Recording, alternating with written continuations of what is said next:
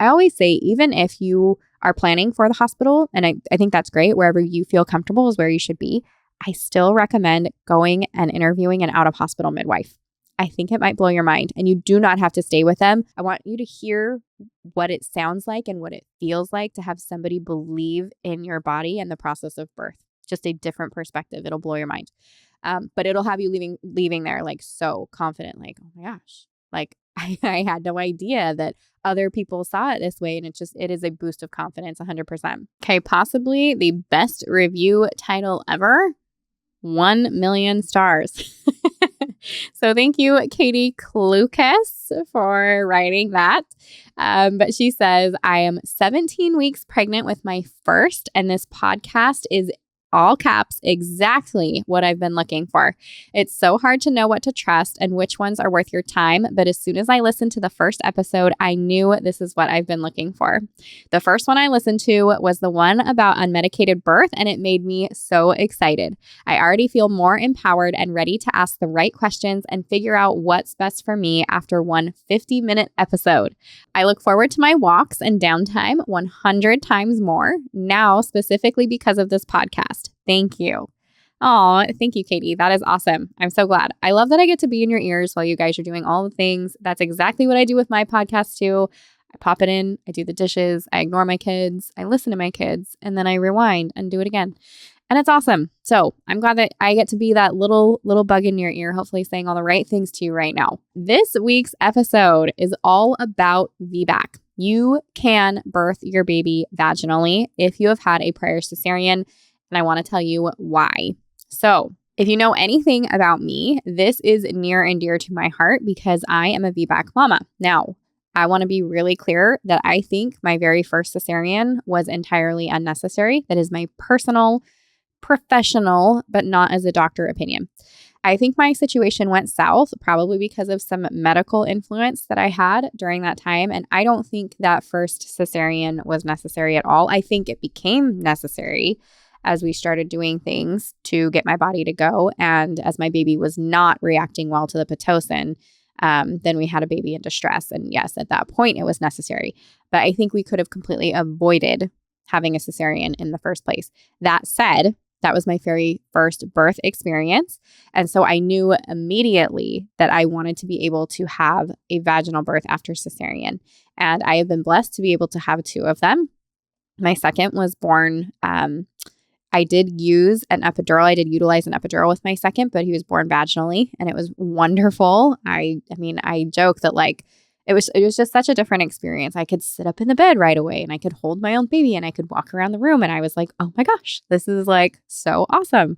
And then my third baby, as you guys may or may not know, was born at home, completely unmedicated, around family, and just beautiful. It was life-changing. It's why I do what I do today, because I was like, if I can do this with all of the odds stacked against me, with all the doctors that told me I shouldn't be and couldn't be doing this, and then I did it, I knew that other women needed to know that they could do it too. And that's why I do what I do today. So I want you to know it is not once a cesarean, always a cesarean, even if that's what you're being told. I think what women don't understand is once you have a cesarean, you kind of get categorized. You get put in this little box by providers, and maybe some consciously, maybe some subconsciously, but where providers, they just put you in this high risk category. It's just where you're at, unless you find one that doesn't. And that's really like the main, what you need to be doing when you are going for a VBAC.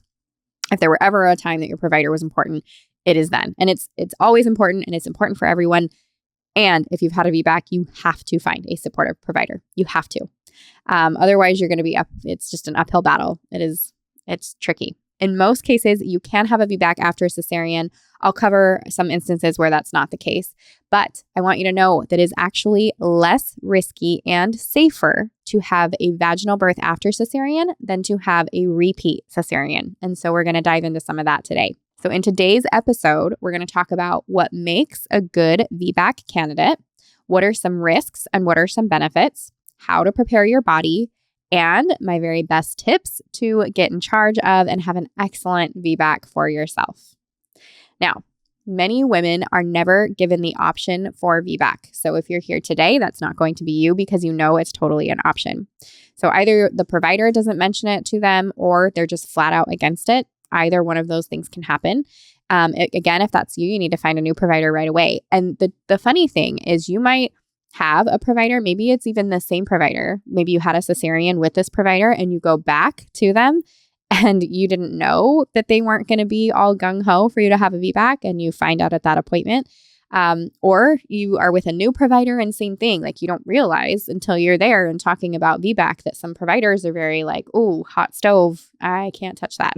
So you're just going to have to kind of figure that out. But as always, right, you want to do everything that you can to find a good provider. And that's going to look like asking a lot of questions, not just to the provider, but asking around the community, finding moms that have had VBACs, asking your local doulas and childbirth educators. Those are going to be your golden tickets. How, which providers do you guys recommend? Maybe even looking into an out-of-hospital provider, like a certified professional midwife. That is something that I did, and it was wonderful. So those are all options that you have. But yes, you're going to have to find a really supportive provider. I do think there's a lot of fear mongering that happens around VBAC. So you need to be aware of that just before you even get started looking. Now, women who attempt a VBAC, or sometimes it's called a trial of labor after cesarean, have a 70 to 75% chance of achieving that goal. So what you'll hear a lot of the times is the other side of the percentages, right? Like 25%, you're not going to be able to do it, or 20% or whatever it is. And I want you to know that 75% are successful when they give it a try. And so that is encouraging. You can certainly be at the upper spectrum of that or even higher than that 75%. Specifically, if you follow the advice we're going to go over here today, but it's all about preparing your mind and body too. It's not just the trying of it, it's the preparing and understanding the why behind it and how to do it right. And of course, that provider is going to be huge. So let's dive into some benefits and risks of attempting a VBAC versus a repeat cesarean. Probably one of the biggest risks that you hear about, or the most common one, is uterine rupture, right? If you attempt this VBAC, are you going to open up like at the incision site, or is your uterus going to open up at the incision site and rupture? I want to be clear that uterine rupture can happen with or without a cesarean. Yes, it does increase with each cesarean, the risk for that rupture, but particularly with only having one cesarean, if that is you, that risk is pretty low. And it's really, really close to if you never had a cesarean at all, with it being one cesarean. So I definitely want to put that out there. It's important to understand that not all uterine rupture is life-threatening. There are different degrees of uterine rupture, and that includes it's not always life-threatening to the baby, and it's not always life-threatening to the mother. So that's important to know in there as well. The rate of rupture is 0.4%. Which equates to 1 in 240 births. And of the women who experience rupture, 0 to 2.8% of them resulted in perinatal death. So some did, some did not. There is a risk. Risk factors for uterine rupture include like having a medical induction. So when you're utilizing cervical ripeners, hopefully your provider knows not to do this, but obviously you're not going to use things like Cytotec or other ripeners when you have a prior cesarean birth, because that can increase the risk of rupture. And when you have less than 18 months in between pregnancies, but again, that's going to be a personal choice. And I will tell you for myself, I have about 14 months between each child. And that ended up being fine for me. I'm not going to say because I did it, it's safe for you or anything like that. I'm just sharing my experience. So it's very personal, but know that your provider, they might have something to say about that. And so, but if you give it a little bit more time, it's supposed to be just a little bit more safer. So be aware of that. But I think family planning is just so personal that it's good information, but it's always your personal choice on what you're going to do. Uterine scar separation is another concern. And that some of the risks involved with that have to do with the number of previous cesareans you've had. So I was talking about, right, like the risk is less with one. There are women who have given birth vaginally after 2, 3, even 4 cesarean births. So that is, something for you to take into account for yourself and with a competent provider. the type of uterine scar. So was it a lower incision? Was it a T incision? How the incision was closed, if it was a single or double closure, and the time interval before the prior cesarean and laboring for a VBAC. So kind of like we talked about, if you've got that 18 months or less or more, whatever that looks like. And again, if any induction agents were used, because that can increase the risk of rupture. All right, let's talk about some numbers. So the average perinatal mortality rate in the United States is 5.54 per 1,000 babies. Neonatal mortality rate is 5.6 per 1,000 in birth, and that makes the risk of babies dying from uterine rupture less than the risk of babies dying from any other complication that might arise during pregnancy and birth. With that, I hope that gives you a little bit of comfort knowing that what you're doing for your baby, should you choose to have a vaginal birth after cesarean, and for yourself, is not unsafe. You are not doing anything out of the realm of safety, provided that, your particular situation and for yourself, everything else looks good. That alone is not posing this, massive risk. You're not a bad mom for wanting to do this. So I think it's important for you to know that. Now, let's talk about some benefits, because obviously there are great benefits to VBAC as well. You have a decreased maternal morbidity. So mom is less likely to lose her life attempting a VBAC than having a repeat cesarean. When we're talking about cesarean, it is a full surgical procedure. It's surgery in your abdominal area. You have risks that include infection and loss of blood. Those are kind of like our big main ones that they're looking at, and that's obviously much more likely with a repeat cesarean birth. You have an easier and quicker postpartum recovery. I shared my experience with you. If you've had a cesarean before and that's all you've had before, and then you have a vaginal birth, you're just going to be blown away by your recovery. It's just night and day. With a cesarean birth, it definitely, because you've had surgery, right? Coughing, sneezing, moving, walking, like everything just takes a little bit more time and is a little less comfortable. And then it just takes you a while to feel like yourself as well. Plus, you might be on some pain meds, or at least really dealing with pain in recovery, on top of trying to breastfeed a newborn and not getting any sleep. So that's all fun. So yes, easier and quicker postpartum recovery. And then you also have a shorter hospital stay. So I was actually surprised at how quickly they sent me home, even after having my cesarean. I think it was like 3 days and you're home. And I remember thinking, I have no idea what I'm doing with that little baby. So why are you sending me home? And also, like, I can't even take care of myself. Like, how am I supposed to take care of myself and this little baby? So that always felt like not enough time to me. But when I had my baby's vaginal birth after cesarean, well, at least the one I had in the hospital, I was like, get me out of here. We were gone in less than 24 hours and it was awesome. So definitely a shorter stay. You have a decreased risk of placenta increta, and that's when the placenta becomes embedded into the uterine wall. You have a decreased risk of placenta percreta, when the placenta grows through the uterine wall and might attach to other abdominal organs. So again, this is involving repeat cesareans. The more you do this, the more that these things increase. And then placenta accreta, and that's where the placenta grows into the uterine wall. So all of the things with the placenta become a little bit easier if we can avoid cesarean birth. And then there's a decreased risk of asthma and other lung problems for the baby as they grow. And I may have mentioned that earlier on this episode. I think I did, but I know I've said it before, if not. But when baby goes through the vaginal canal, there are so many things that happen along the way. And one of them is called the fetal ejection reflex. And with an intact perineum, this is one of the reasons we say don't do an episiotomy unless absolutely necessary. And even then, it's probably a little controversial. Was it really necessary or not? But as your perineum is intact and that baby squeezes through, it puts pressure on the baby's lungs and just the chest area in general. And they expel all of that fluid in their lungs in a way that they can't do if they are born via cesarean. We can do some suction, they can kind of hit them on their back and help break up some of the stuff in their lungs. But it's not going to have the same effect as that fetal ejection reflex. Our bodies are intuitive. Mother Nature is smart. And again, when we don't mess with it, we can have these really, really great things. So babies that are born through the vaginal canal with an intact perineum have less breathing and asthma issues going forward.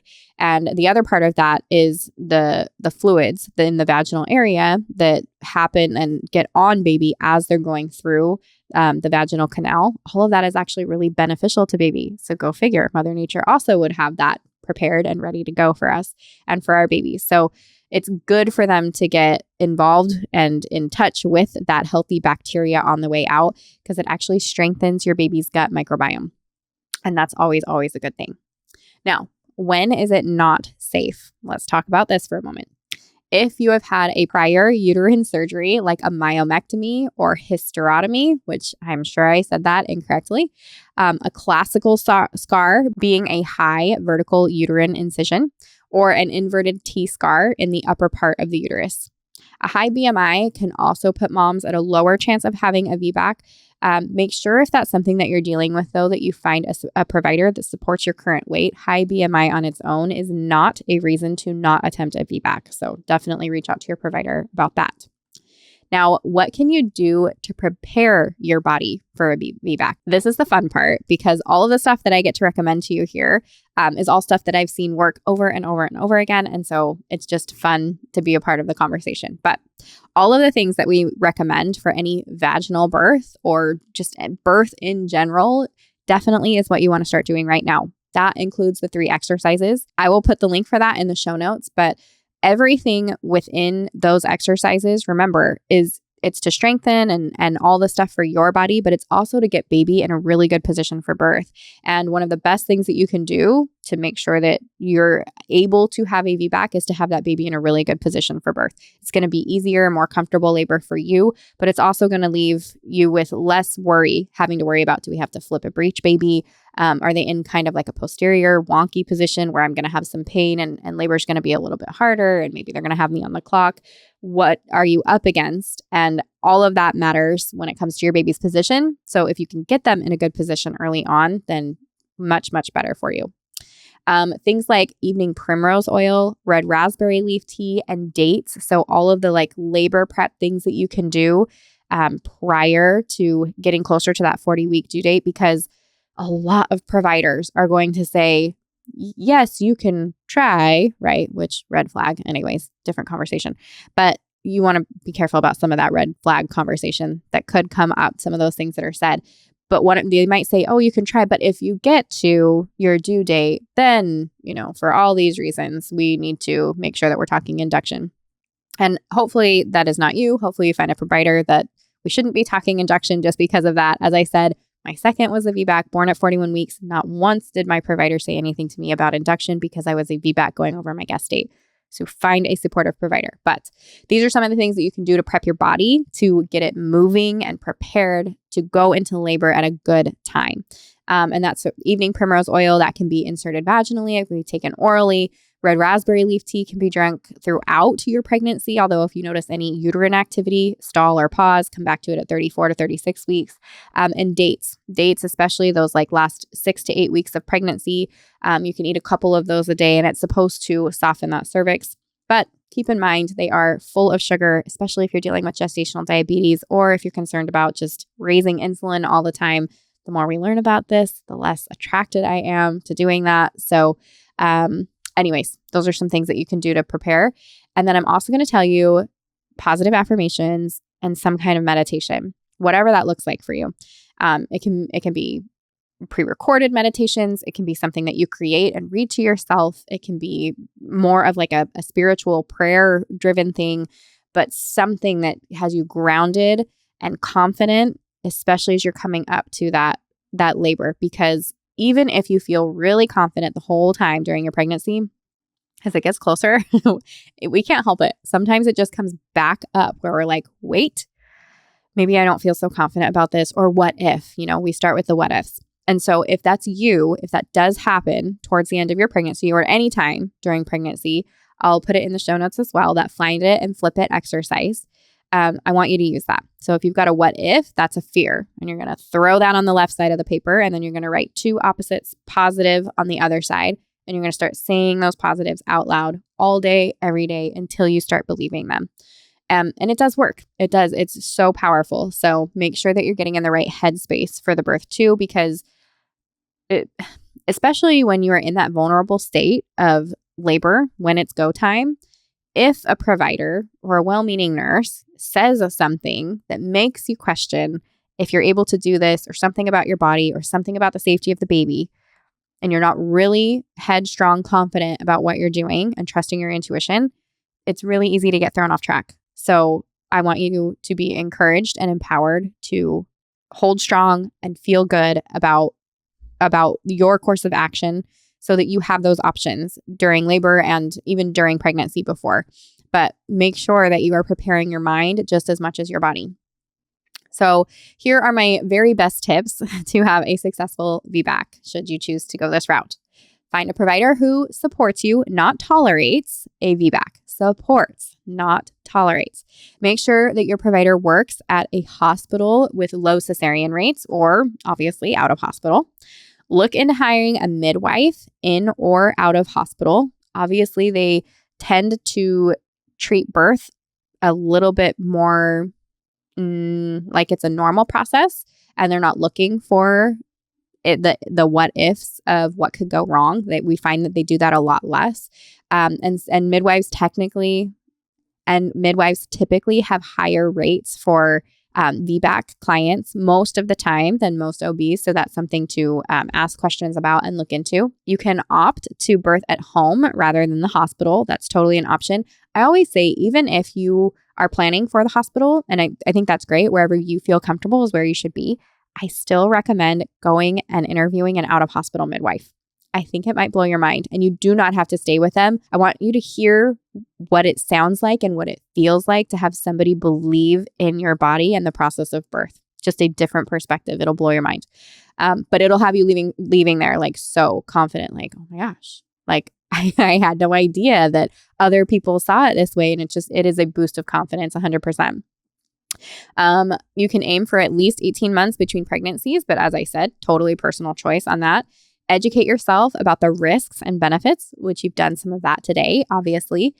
Do not induce unnecessarily. So in other words, not just because we're coming up to a gest date. Even as a VBAC mom, that is not evidence-based care just next to a due date, coming up to a due date, talking about induction, not evidence-based care. And definitely make sure that they are not using a cervical ripener followed by oxytocin. That increases the risk of rupture. Hopefully, providers are going to act appropriately on that, but it's good information for you to have. Who knows? Maybe you get somebody on call that's not really paying attention to the chart or whatever. Just know that you are not going to do any cervical ripeners whatsoever. Don't use Pitocin to augment labor if at all possible. Allow your body to do its own thing.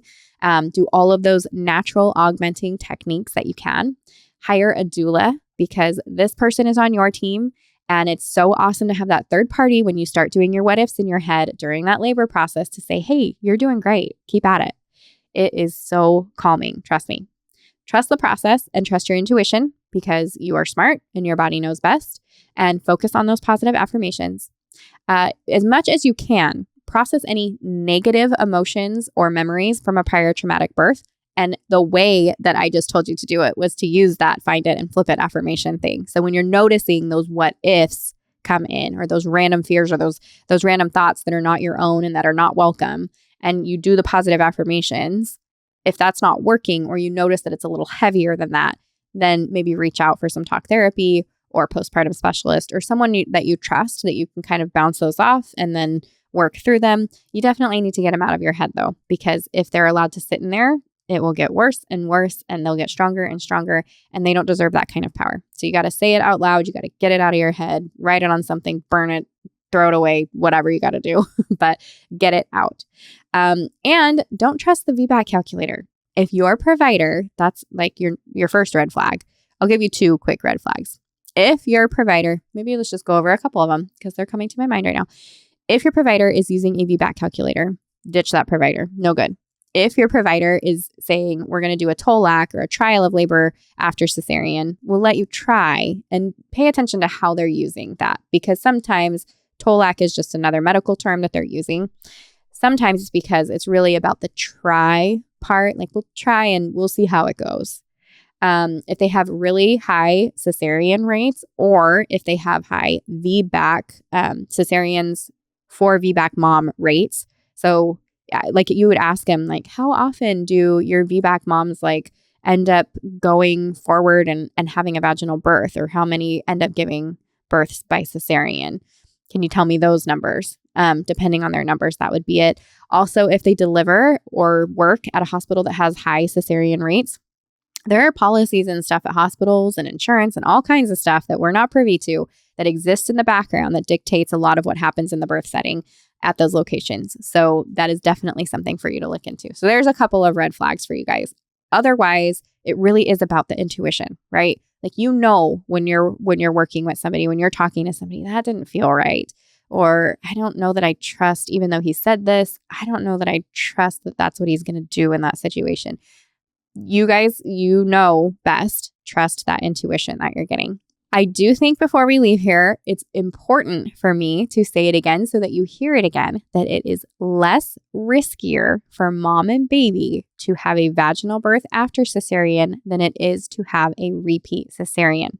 So know your rights, know the truth, get all of the evidence on your side before moving forward with your VBAC.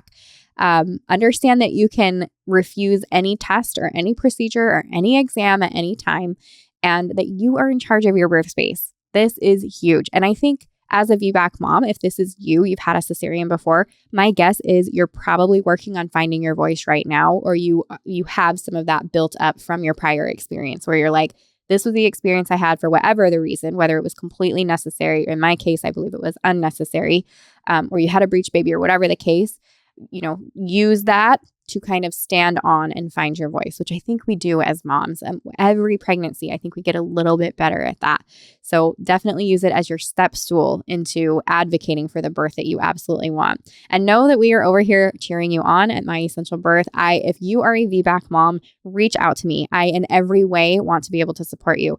Ask questions. Let me be one of those people that you utilize in your circle to be able to get the things that you need.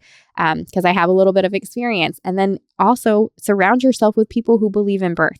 Not just me, right? Other people, your friends, your family, whoever you can reach out to, your birth support is going to be huge as you go forward. So I hope you guys enjoyed this episode all about, yes, you can have a VBAC, and yes, it is safe for you to do. And with that, I will see you next week.